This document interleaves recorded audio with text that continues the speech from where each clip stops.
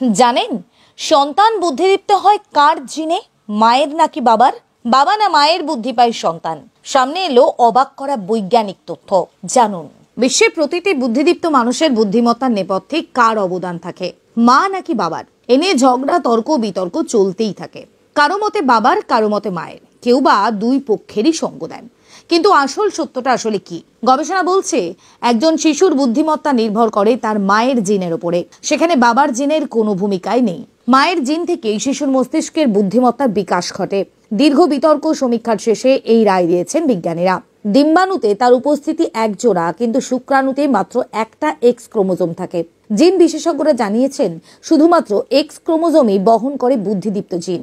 শুধু তাই নয়, সম্প্রতি বিজ্ঞানীরা দাবি করছেন বাবার থেকে উত্তরাধিকার সূত্রে পাওয়া জ্ঞান সম্পর্কীয় উন্নত আচরণযুক্ত জিন নিজের থেকেই অকেজ হয়ে যায়। এই কারণে শিশু মনে বুদ্ধির বিকাশ ঘটার পেছনে একমাত্র প্রত্যক্ষ ভূমিকা পালন করে তার মা, মায়ের থেকে পাওয়া জিন। পরীক্ষাগারে ইঁদুরের শরীরে অতিরিক্ত পরিমাণ মায়ের জিন প্রবেশ করিয়ে দেখা গেছে ইঁদুরের মস্তিষ্ক আর মগজের আকারের বৃদ্ধি ঘটলেও ইঁদুরের শরীর বাকি অংশের তুলনায় ছোট। অন্যদিকে বাবার জিনের পরিমাণ বেশি থাকলে শরীর বড় হলেও মস্তিষ্ক এবং মগজ ছোট হয়। 14 থেকে 22 বছর বয়সী 12,686 জন তরুণের উপর করা সমীক্ষায় দেখা গেছে মায়ের আইকিউ এর উপর নির্ভর করে সন্তানের বুদ্ধিমত্তার দৌড়। বিজ্ঞানীরা দেখেন ইঁদুরের মস্তিষ্কে 6টি ভিন্ন ভিন্ন অংশে বাবা মায়ের জিন কার্যকর হয়। বাবার জিন দেহের লিম্বিক সিস্টেমে কাজ করে। এই অংশটি সেক্স, খাবার এবং আগ্রাসী মানসিকতায় তৈরি করে। বিজ্ঞানীরা সেরিব্রাল কর্টেক্সে বাবার কোনো জিন খুঁজে পাননি।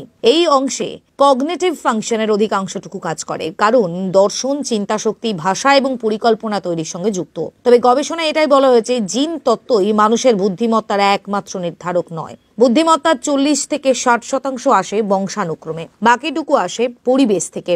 আন্ডারস্ট্যান্ডিং মাদার্স জেনেটিক্স নামের সমীক্ষায় দেখা গিয়েছে মায়ের সঙ্গ, মায়ের ছোঁয়া, মায়ের আবেগ শিশুর আইকিউ উন্নত করে। মিনেসোটা বিশ্ববিদ্যালয়ের 100 জন শিশুর উপরে একটা পরীক্ষা করা হয়েছে। সেখানে দেখা গিয়েছে যে সন্তানেরা মায়ের বেশি ঘনিষ্ঠ, মায়ের সঙ্গে বেশি সময় কাটায়, তারা মাত্র 2 বছর বয়সেতেই বয়সের তুলনায় কঠিন জটিল কোনো খেলা যেমন পাজলের সমাধান খুব সহজে করে। ওয়াশিংটন বিশ্ববিদ্যালয়ের পরীক্ষায় দেখা গেছে মায়ের সঙ্গে ঘনিষ্ঠতা শিশুর মস্তিষ্ক উন্নত করে।